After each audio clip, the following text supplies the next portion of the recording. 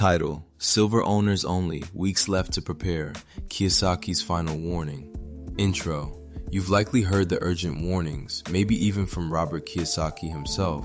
The message is dire. Silver owners have only weeks left to prepare for what he calls a violent move in the silver price. The narrative points to a perfect storm of market forces, supposedly topped by new Chinese export restrictions that have gone largely unnoticed. Kiyosaki says he's buying silver all the way up to $100 an ounce, anticipating a move to $200. But what's really going on here? In this video, we're going to cut through the hype and look at the actual data. We'll examine the claims about China, the talk of a market disconnect, and what Kiyosaki is really saying. Is this a genuine final warning, or is it a carefully crafted story? Let's find out. Section 1. The problem. Has China truly weaponized silver? The story begins with a dramatic claim. On January 1st, 2026, China reclassified silver as a strategic material, placing it under the same strict export controls as rare earth metals. The policy, announced in late 2025, supposedly gives Beijing the power to choke off the global supply,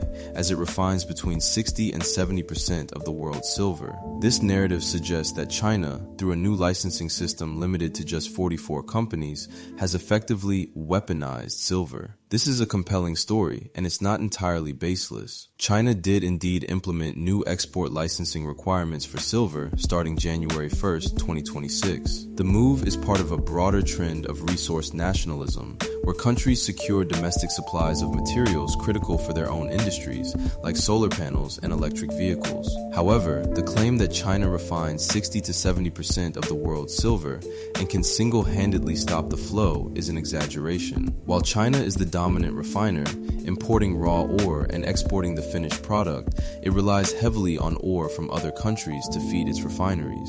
This move is more about centralizing control and ensuring their own booming industries are supplied first, rather than a complete halt to exports. It's less of a weapon aimed at the world and more of a shield for its own economy. The comparison to the 2010 rare earth crisis, where prices exploded, is frequently used. While the pattern is similar, classifying a resource as strategic and controlling its export, silver is a much larger, more liquid global market. The situation creates supply uncertainty and puts pressure on prices, but calling it a complete weaponization that holds 70% of the supply hostage oversimplifies the complex global flow of the metal. Section 2.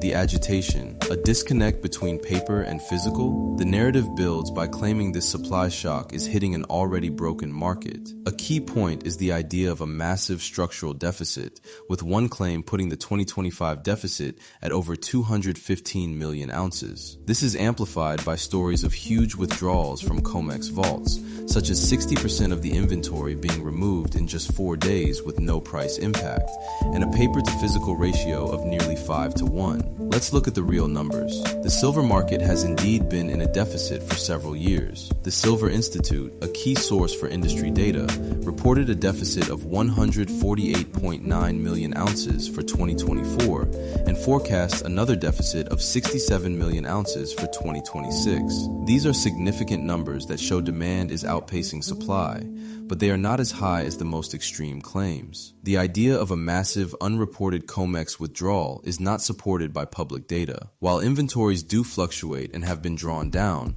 with registered inventories falling below 100 million ounces in February 2026, there is no record of a 60% drop in 4 days that went unnoticed. The paper-to-physical ratio is also often presented in a misleading way. As of early April 2026, the paper leverage on the COMEX is around 7.5 to 1, which, while high, is a normal feature of a futures market that is primarily used for hedging and price discovery, not physical delivery. There is, however, a real disconnect that the story taps into. The CEO of Tesla, Elon Musk, did react to the news of China's export controls, posting, "This is not good. Silver is needed in many industrial processes." This highlights the very real and growing industrial demand for silver in everything from EVs and solar panels to AI data centers. This non-negotiable demand, combined with persistent deficits and new supply uncertainty from China, is the real source of agitation in the market, not an imaginary bank run on the COMEX. Section 3. The solution. Decoding Kiyosaki's playbook. So, what is the proposed solution? The script points to Robert Kiyosaki's actions, allegedly buying 600 American Silver Eagles at $82 an ounce and continuing to buy up to $100 per ounce. It claims his target is $200 per ounce by 2026, driven by this specific Chinese crisis.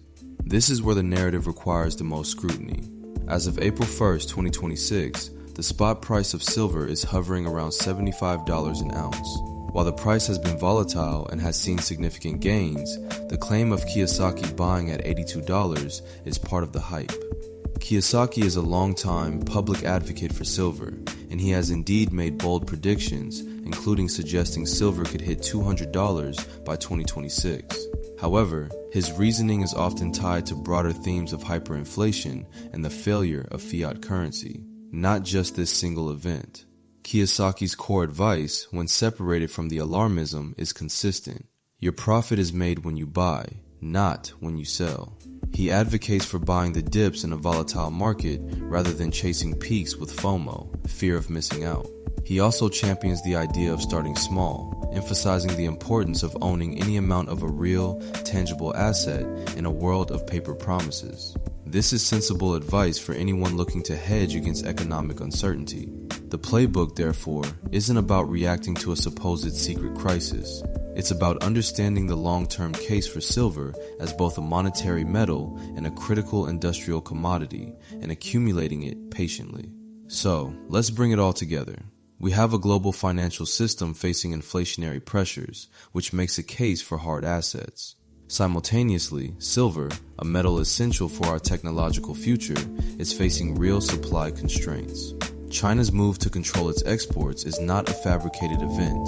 It's a strategic decision that adds another layer of uncertainty to an already tight market. This is the real foundation for Kiyosaki's bullish stance. While the narrative of a final warning with only weeks left is classic marketing urgency, the underlying trends are valid. The demand from green energy and technology is real. The persistent supply deficits are documented. The actions by China are a new and significant factor. The choice isn't necessarily to panic buy based on a fear-driven story. The real solution is to separate the facts from the frenzy. Understand that while the paper price may be subject to speculation, the demand for physical metal from industries like Tesla is relentless. The data is clear that the fundamental supply and demand picture for silver is strong. The time for preparation may not be measured in weeks, but the long-term case for owning a real asset in an uncertain world remains as compelling as ever. Be patient, be smart, and base your decisions on research, not rhetoric.